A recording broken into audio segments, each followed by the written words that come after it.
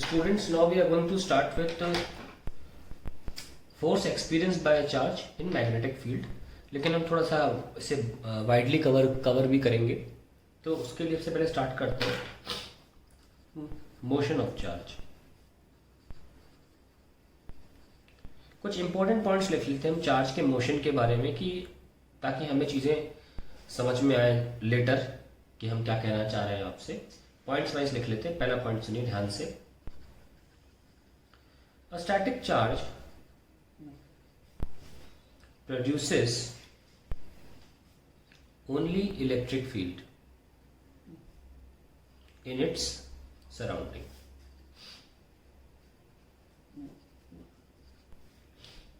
And एक बात बहुत ध्यान से, ये पहले भी हम एक बात की एक ख्याल यूज कर चुके हैं जब हम इलेक्ट्रिक प्रेशर पढ़ा रहे थे आपको, वही हम बात यहाँ लिखने आ रहे हैं. Static charge produces only electric field in its surrounding and it experiences no force due to its own electric field. It can experience force only due to an external electric field. An external electric field. ऐसा इसलिए होता है because the electric field of charge and the external electric field interact with each other, and hence the charge experiences force. Experiences force. अब देखो, ये जो रुका हुआ चार्ज है ये मैग्नेटिक फील्ड प्रोड्यूस नहीं करता, और इसको पता लगाने का बहुत अच्छा तरीका था कंपास नीडल. चार्ज के पास कंपास नीडल रखी, वो मूव नहीं करी, तो ये कंफर्म हो गया मैग्नेटिक फील्ड प्रोड्यूस नहीं करता. जब इस चार्ज की अपनी कोई मैग्नेटिक फील्ड ही नहीं है, तो आप अगर एक्सटर्नल मैग्नेटिक फील्ड में से रखोगे भी, तो वो इंटरेक्ट किससे करेगी? तो एक्सटर्नल मैग्नेटिक फील्ड के लिए इंटरेक्ट करने के लिए इस चार्ज द्वारा उत्पन्न कोई और फील्ड है ही नहीं. इसलिए चार्ज कभी भी एक्सटर्नल, अगर स्टैटिक चार्ज है, एक्सटर्नल मैग्नेटिक फील्ड में कोई भी प्रकार का फोर्स महसूस नहीं करता. आगे बढ़ते हैं, थोड़ी जगह बाकी इसमें लिख लेते हैं. A moving charge produces both electric field and magnetic field, दोनों प्रोड्यूस करता है.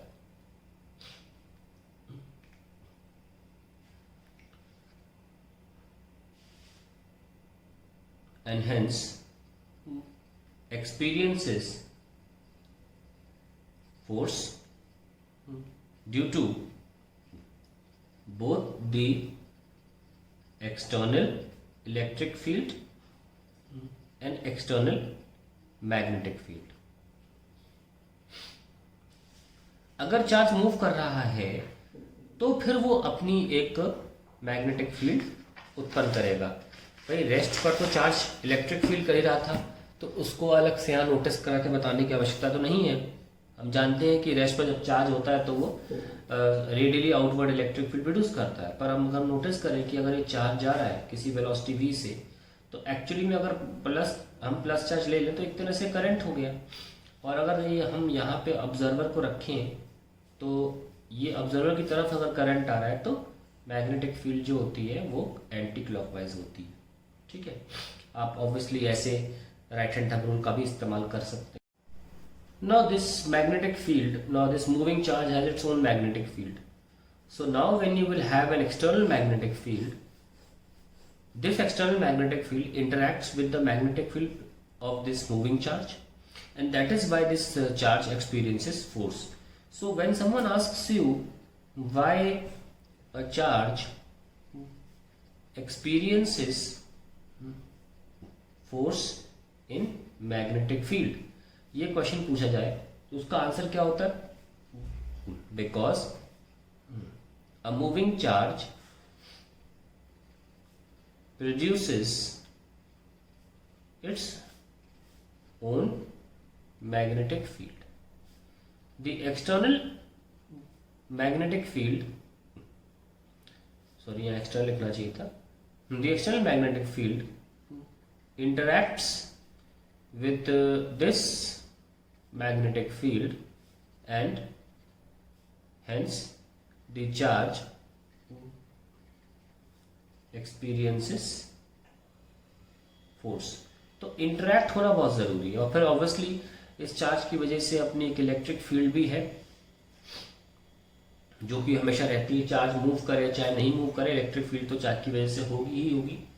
Now let's come to the third part. Very important part this is also. A current carrying wire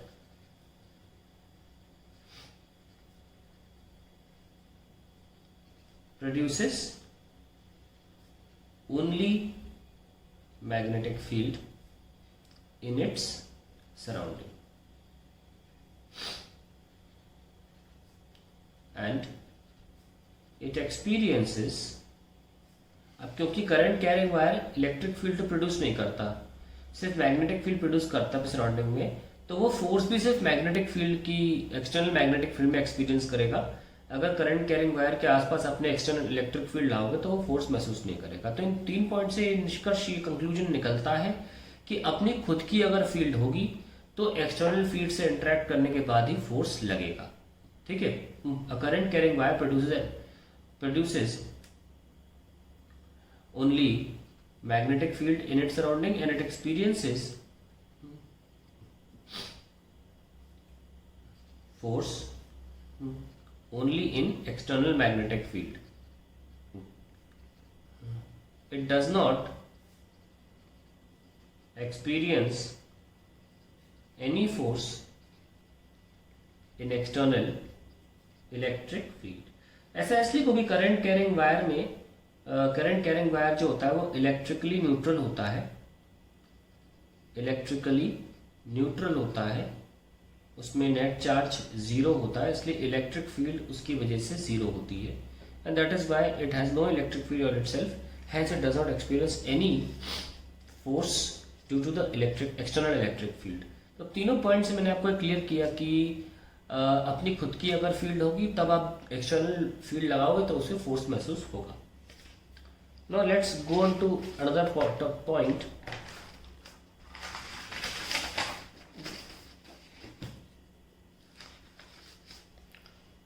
तो ये जो फोर्स था जो हम जिसकी बात कर रहे हैं, force experienced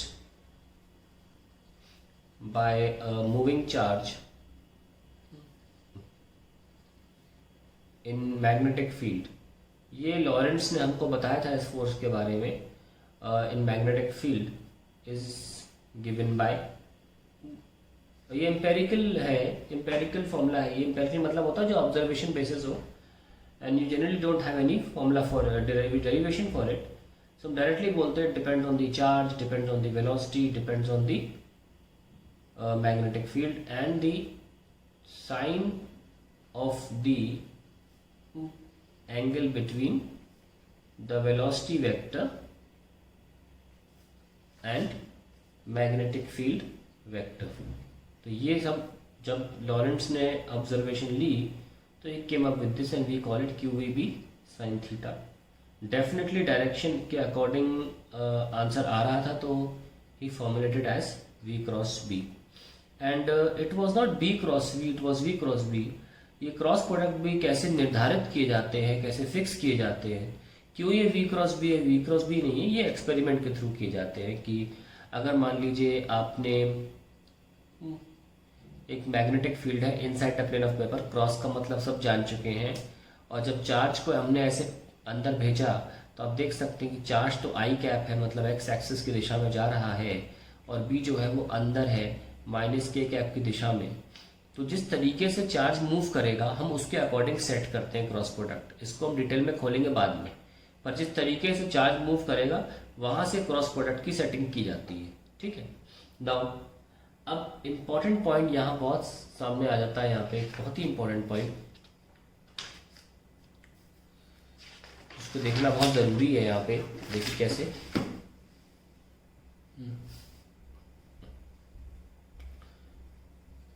if in space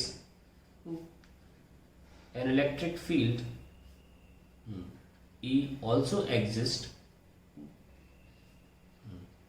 along with external magnetic field, तो टोटल फोर्स एक चार्ज पे कितना लगता है?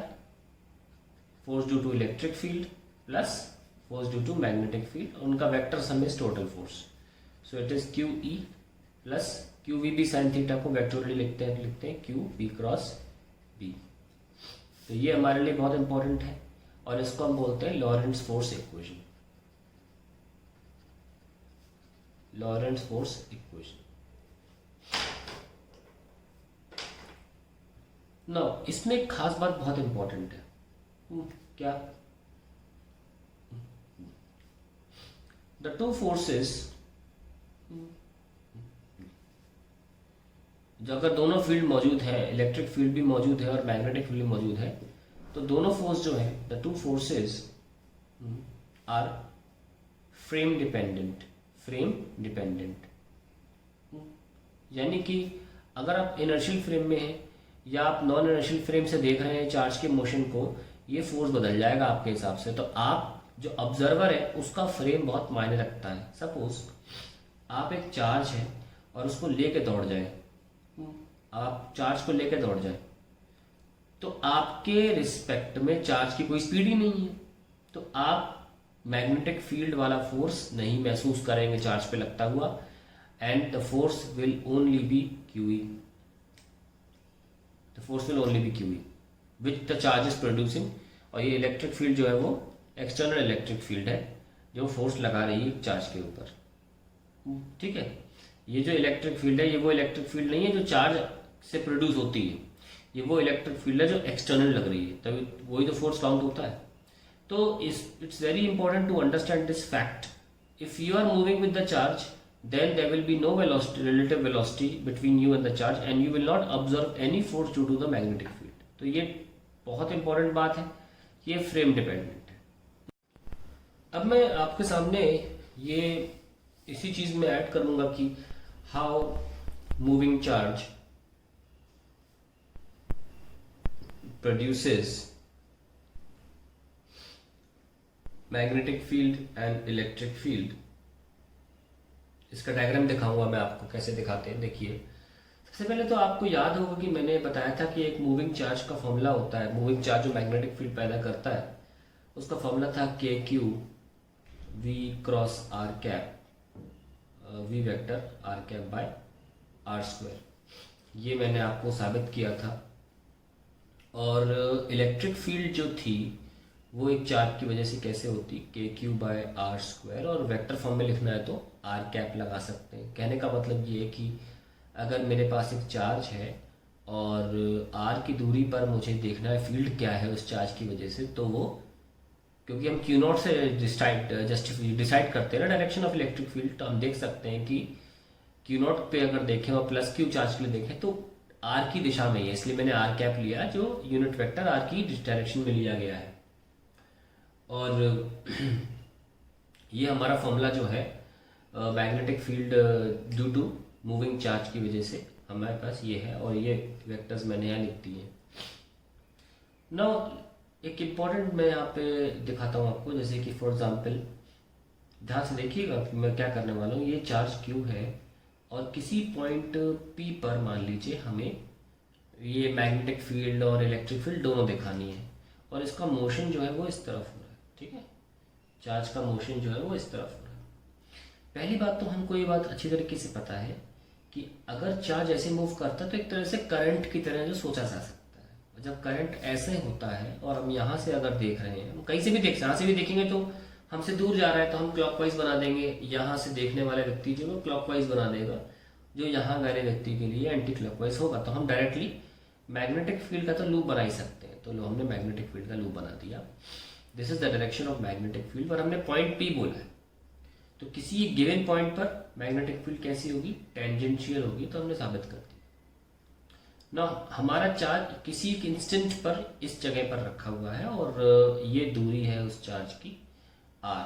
तो इलेक्ट्रिक फील्ड जो होगी वो इस आर की ही दिशा में होगी, ऐसे, है ना। ये इलेक्ट्रिक फील्ड होगी पी पॉइंट पे। दोनों चीज साबित कर दी, बी भी निकाल दिया और पी भी निकाल दिया, ठीक है। So this is how I am going to I am showing you that a moving charge produces a magnetic field as well as electric field. Electric field is this, magnetic field is tangentially this in that direction. और मैं आपको 3D नहीं दिखा पा रहा हूँ, मेरी कमी है कॉपी में। मैं कोशिश कर सकता हूँ कि एक्सेस लेकर, या ऐसा करता हूँ टेबल बना के, अगर टेबल बनाऊंगा तो बट 3D बनाना में आसानी हो जाएगी, है ना। सपोज ऐसे मैंने बनाया है मैग्नेटिक फील्ड का लूप, और मेरा चार्ज जो है वो ऐसे जा रहा था, तो ये हमारा मैग्नेटिक फील्ड है। और मान लीजिए चार्ज यहाँ था, तो ये इलेक्ट्रिक फील्ड है ना। और एक बात बहुत इम्पोर्टेंट है कि क्योंकि V क्रॉस R है, मैग्नेटिक फील्ड जो है वो क्रॉस प्रोडक्ट है दो वेक्टर्स का, तो मैग्नेटिक फील्ड जो होगी वो परपेंडिकुलर टू वेलोसिटी भी होगी। यानी कि देख सकते हैं आपकी मैग्नेटिक फील्ड इस प्लेन में है ना, ऐसे या ऐसे अंदर या नीचे, तो वो हमेशा वेलोसिटी वेक्टर के परपेंडिकुलर रहेगी। ऑल्सो वो इस आर वेक्टर के परपेंडिकुलर रहेगी, इसके भी परपेंडिकुलर रहेगी, तो वो दोनों चीज़ों के परपेंडिकुलर है। यस और नो? तो हम ये देख सकते हैं कि क्योंकि आर की ही दिशा में इलेक्ट्रिक फील्ड है और आर से परपेंडिकुलर मैग्नेटिक फील्ड है, so we can see that magnetic field is perpendicular to electric field, ठीक है। So that is how an electromagnetic wave gets generated, and that is why we say that जब कोई charge move करता है तो magnetic field और electric field आपस में परपेंडिकुलर होती हैं। आप यहाँ सामने क्लियरली देख सकते हैं। और इस बात का भी हम ध्यान रखेंगे कि अगर हमारे रिस्पेक्ट में चार्ज रेस्ट पर है, यानी कि हम चार्ज की गति से मूव कर रहे हैं, तो फिर हम ये मैग्नेटिक फील्ड जो है, क्योंकि वेलोसिटी जीरो हो जाएगी और हमारी इलेक्ट्रिक फील्ड वेलोसिटी पे डिपेंड नहीं करती, तो ऐसे में मैग्नेटिक फील्ड जो है वो रीड नहीं होगी, एक्सपीरियंस नहीं करेगा ऑब्जर्वर। तो यहाँ पे ये बहुत इंपॉर्टेंट हो जाता है बात कि डिफरेंट फ्रेम में या डिफरेंट वेलोसिटी से अगर हम ट्रैवल कर रहे हैं चार्ज के रिस्पेक्ट में, तो मैग्नेटिक फील्ड चेंज हो सकती है, तो वो फ्रेम डिपेंडेंट होती है। So let us right this important line, यहाँ पे लिख लेते हैं that magnetic fields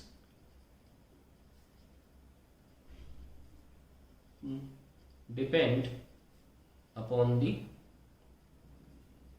relative motion of the charge and observer.